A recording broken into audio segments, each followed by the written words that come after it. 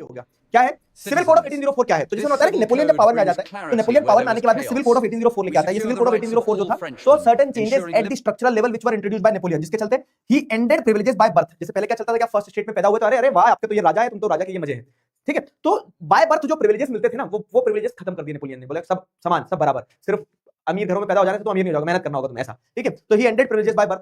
Second क्या है, he ensured equality before law, ठीक है। इक्वालिटी बिफोर लॉ मतलब क्या है कि सबको समान रूप से इक्वली ट्रीट किया जाएगा।